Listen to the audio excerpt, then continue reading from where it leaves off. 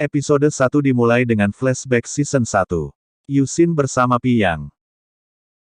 Hae Ryun menemui Gabin. Hye Ryung berdandan untuk mempesona Sahyun.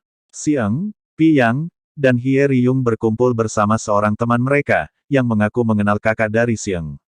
Hye Ryung dan Sahyun bertengkar. Songwon mengatakan pada Sahyun, sebelum Sahyun pergi, ia harus tahu sifat asli Songwon. Saat Sahyun mengatakan ia tahu, Songwon berkata Sahyun hanya tahu masa muda, bukan bertambahnya usia. Gabin mengatakan pada Hae Ryun, ia ingin melupakan seseorang dengan memanfaatkan Hae Ryun. Ibu Ami menemui ayah kandung Ami dan mengatakan bahwa putri mereka berusia 28 tahun. Sahyun dan Songwon minum bersama. Ia lalu terkejut, ternyata orang yang di depannya adalah Hye Ryung. Rupanya itu hanya mimpi. Ia terbangun dari tidurnya, di mana ia dan Hye Ryung sedang pijat bersama. Songwon terkejut saat memeriksa tes pack bahwa ia hamil. Ia menangis. Gabin dan Hae Ryun duduk di kafe. Gabin mengatakan, jika Hae Ryun merasa bersalah, ia boleh kembali pada istrinya. Hae Ryun mengatakan ia tak bisa hidup tanpa Gabin. Gabin lalu bernyanyi sambil bermain piano di kafe itu. Selesai bernyanyi, Hae Ryun mengatakan padanya bahwa ia akan mengakhiri pernikahannya dengan istrinya. Gabin lalu bertanya, apakah ia akan memberitahu istrinya tentang Gabin. Hae Ryun mengatakan tidak, ia hanya akan mengatakan ingin bercerai. Ibu Ami menemui dokter, yang merupakan ayah kandung putrinya. Namun dokter itu tidak mengetahui siapa putrinya. Ia bertanya, apakah putrinya tahu tentang dirinya. Wanita itu lalu bertanya, haruskah ia memberitahunya. Ibu Ami datang mengunjunginya. Ibunya bertanya apakah Ami tidak penasaran dengan ayah kandungnya. Saat Ami bertanya apakah ayahnya mencari dia, ibunya hanya diam. Yusin dan Piyang berenang. Namun Piyang bersembunyi saat melihat teknisi kantornya. Ia tak nyaman karena mengenakan pakaian renang. Ia memilih menunggu di ruang tunggu. Selesai berenang, Yusin mengajak Piyuk belanja. Saat Piyang sibuk memilih belanjaan, Yusin mendapat pesan dari manajer Kim, bahwa ibunya sudah melewati bagian imigrasi. Yusin membalas dengan mengatakan akan bertemu di Sunset pukul 6 sore. Sahyun menemui Songwon. Sahyun mengatakan, mertuanya datang dari Kanada dan akan pergi pekan depan. Setelah itu baru ia akan mengajukan perceraian. Songwon mengatakan Sahyun tidak perlu begitu. Ia lalu menangis sambil mengatakan bahwa ia hamil. Ia mengatakan ingin melahirkan anak tersebut, dan meminta Sahyun tidak membuat masalah. Sahyun menerima keputusan Songwon, dan ia senang Songwon hamil. Songwon meminta Sahyun pergi dan tidak kembali lagi karena ia takut ketahuan. Namun Sahyun mengatakan ia akan menjaga Songwon, karena bayinya perlu mendapat perhatiannya. Sahyun menemani Songwon memeriksa kehamilan. Sahyun merasa senang karena selama ini ia sangat menginginkan keturunan. Songwon pun merasa hal yang sama. Sambil menangis ia mengatakan dulu ia diceraikan suaminya karena divonis tidak bisa hamil. Sahyun memasak untuk Songwon. Songwon mengatakan ini pertama kalinya seorang pria memasak untuknya. Suaminya dulu tidak pernah melakukannya, apalagi saat itu ia tinggal di rumah mertua. Sahyun menelepon ayah dan ibunya. Ia merasa senang dan mengatakan akan datang pada hari Minggu. Uram mengatakan pada kakaknya, Hyang Ki, bahwa ia sedih karena baru-baru ini ibu mereka datang ke sekolah, dan teman-temannya mengira bahwa itu adalah neneknya. Hyang Ki pun menguatkan dan menghiburnya.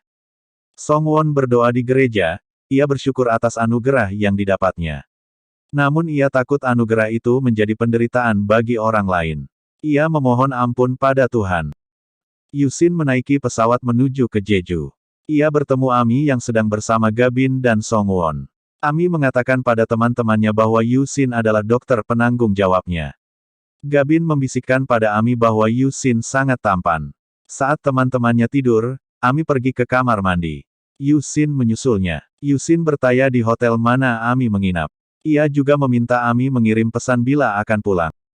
Sahyun cerita pada temannya bahwa ia tidak ingin berpisah dengan istrinya, tapi harus mengakhirinya. Ami, Songwon, dan Gabin makan dagembari bersama di Jeju. Saat makan, Songwon mual. Akhirnya ia mengakui pada teman-temannya bahwa ia hamil. Ami mengatakan ia penasaran dengan ayah bayi tersebut, dan ingin dikenalkan. Song Won mengatakan bahwa ayah bayi tersebut sudah berkeluarga. Ami dan Gabin terkejut mendengarnya. Song Won melanjutkan, ayah bayinya akan menceraikan istrinya dan hidup bersama Song Won. Namun Song Won merasa tidak nyaman. Song Won juga mengatakan, ayah dari bayinya lebih muda 10 tahun dibanding dirinya. Gabin lalu mengatakan bahwa sebenarnya kondisinya pun sama seperti Song Won. Semua terjadi begitu saja, dan orang tuanya pasti syok jika mengetahuinya. Kekasihnya sudah mengakhiri hubungan dengan istrinya dan meninggalkan rumah. Ami lalu mengatakan bahwa pria di pesawat tadi adalah kekasihnya, tetapi ia tidak mau bercerai dengan istrinya. Gabin dan Song Won menyarankan Ami berhenti menemui kekasihnya itu. Tapi Ami mengatakan ia tidak bisa.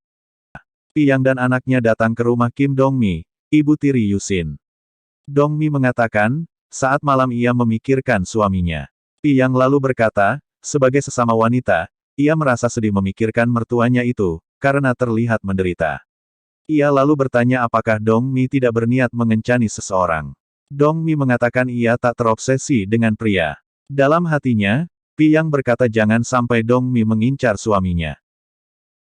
Hye Ryung bertanya apakah Sahyun sudah mengakhiri hubungannya dengan selingkuhannya.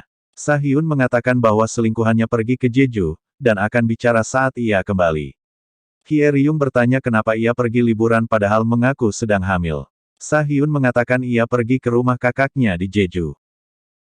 Ibu tiri Suhyun mengatakan dirinya sedang sakit, dan meminta Piyang menelepon Suhyun agar tak membawa jeruk.